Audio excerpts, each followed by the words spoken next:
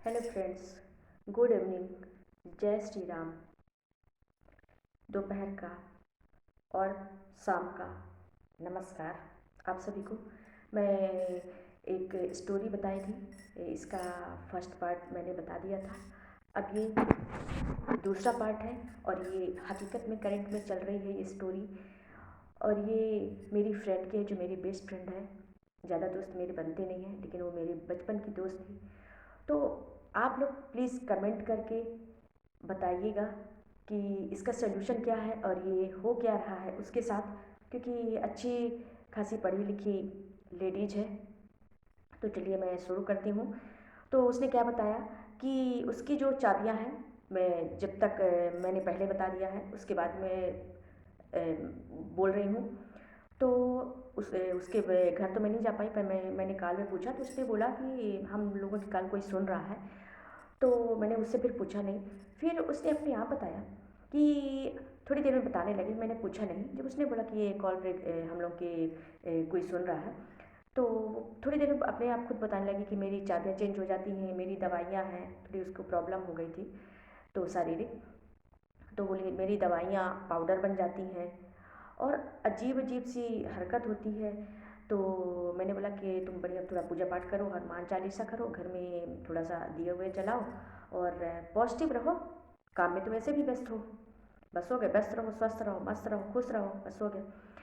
तो बोली हाँ ये तो सब है, लेकिन चलो तुम आना जल्दी, तो मैं तुमको बताऊंगी अपनी सभी बातें। मैंने कहा ठीक है, लेकिन मेरे पति देव की थोड़ी सी बीच में तबीयत खराब हो गई, इस ठंडी के कारण सर्दी जुकाम हो गया, तो मैं जा नहीं पाई उसके पास।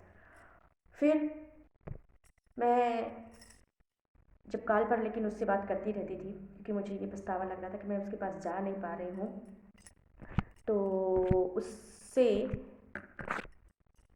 मैं कॉल में पूछ ही रही थी कि तुम्हारी तबीयत कैसी है। तो बोले कि हो गया, तबीयत ठीक है।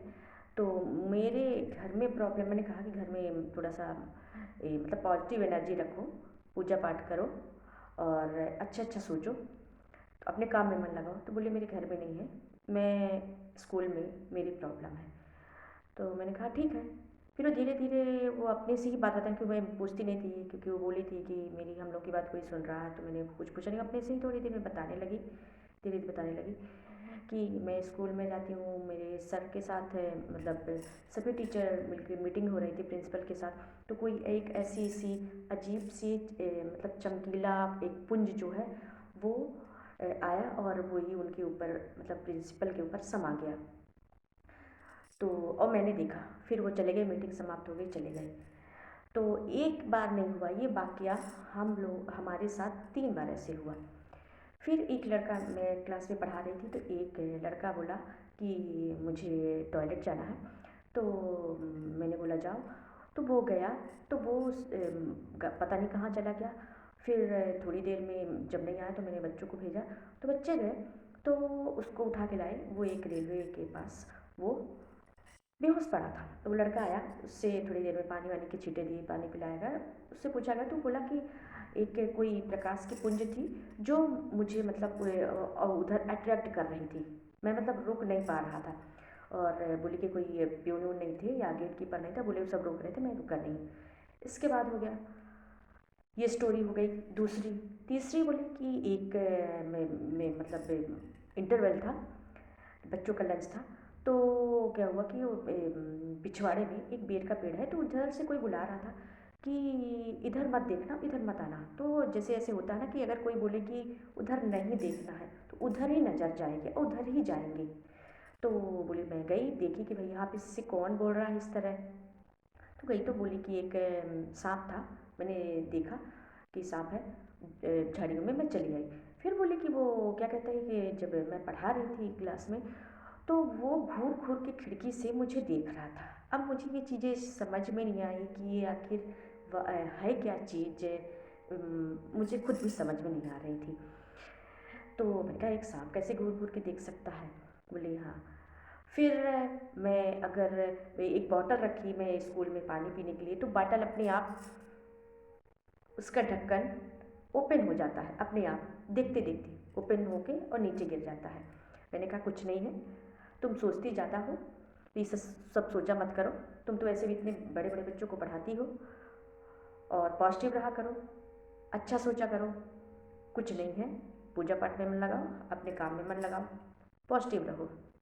बोली और खुश रहो, स्वस्थ रहो, मस्त रहो। मैं हमेशा उसको मतलब पॉजिटिव वाइब्रेट ही देती थी, पॉजिटिव वाइब्रेशन ही देती थी, और सभी को देती हूँ, क्योंकि मुझे लगता है कि लोग खुश रहें, स्वस्थ रहें, मस्त रहें।